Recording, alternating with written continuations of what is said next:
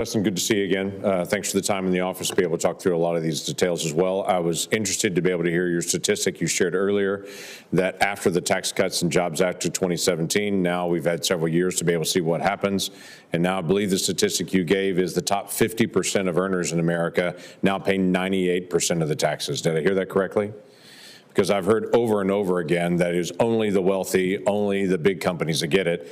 I would encourage, quite frankly, every Oklahoma company that's a small business to ask their CPA this year when they're filing their taxes, what if the Tax Cuts and Jobs Act expires next year? What would my taxes be next year? And have small business owners ask that question of their CPA, and I think they will be quite surprised based on all the rhetoric to say this is only about big companies and wealthy people, that every small business will quickly find out, oh, it's them as well. It'd be the same thing on the child tax credit. If Tax Cuts and Jobs Act goes away, it gets cut in half in the child tax credit, and all the inversions that were happening under the Obama administration where American companies were being bought up by foreign entities, now that's actually switched. Now American companies are buying foreign companies and those jobs are coming here. So there's been a tremendous amount of benefit in that. The one challenge that we've had on this committee has been a conversation with Janet Yellen about Pillar 2. And it started really 4 years ago now, 3 years ago, where the conversation was about, well, we really don't need Congress to act on this. We feel like we can do unilaterally. We can change America's tax policy for all businesses in America. And now in the last year, they've shifted to say, well, we're going to have to come back to you at some point to be able to get this. In the meantime, a deal has been negotiated that literally helps European countries and hurts the United States on this. And they negotiated a deal that exempts China from being affected by this at all. My question to you is, are you going to engage on this issue of Pillar 2? Number one, have this committee involved in writing taxes, which seems to be consistent with the Constitution. And then what is your message to other countries if they try to implement Pillar 2 on American businesses? Thank you, Senator. As we discussed in your office, Senator Lankford, that I believe that any, especially European country, but any country that in the next few days before President Trump takes office is intent on implementing Pillar 2 will find it a grave mistake.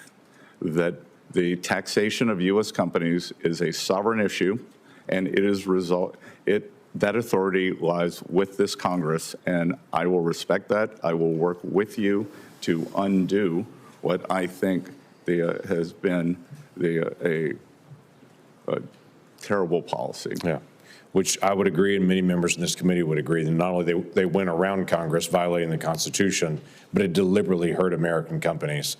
And I just think that's really terrible policy on it. It truly was America Last policy. On the energy side, you've talked a lot about energy production. I'm Oklahoma, and unashamedly, we're all the above and all the below energy. We probably have more wind and hydro and solar production in my state than any other state on this dais, with very few exceptions, but we also use oil and gas. And we're going to produce all the energy that our state needs to be able to make sure that we stay stable on that. One of the issues that is a business issue for small or large businesses that I've been fighting for is a stable bonus depreciation amount. This is not about the type of energy or the type of business even. It's if you're actually investing in your company and trying to grow your company, that you would know what that bonus depreciation. Now, this will help with pipeline productions, but it will also help a pet shop and a hair salon and a restaurant just as much as well. And so thoughts on bonus depreciation and just a stable rate for that? So, Senator Lankford, you're referring to the 100% immediate? Yes, what has been in the past, but for, quite frankly, a stable rate, period. Right now we have a diminishing rate that's unpredictable. Yes, so I think that increasing the after-tax return on capital for U.S. companies, especially small business, is one of the greatest forms of job creation that we could see. Yeah. And to go back to your point on energy production, we've heard much here today saying that we are at a record amount of energy production, and we know that's a canard.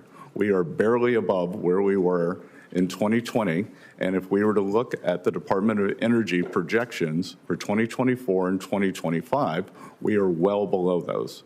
The past 4 years, we have seen U.S. production constrained, And part of a fulsome sanctions program would mean that we need more energy production in the U.S. to make up for the loss of sanctioned Russian oil to protect the U.S. consumer. Right, which is American jobs, which is American income, which one of the things we're going to have to deal with is the intangible drilling cost punishment that was actually put on all the independent oil and gas companies in my state and everywhere else that drives up the cost for consumers as well. That's another issue that this committee needs to take on. Mr. Chairman, thank you. Thank you. Senator Hassan.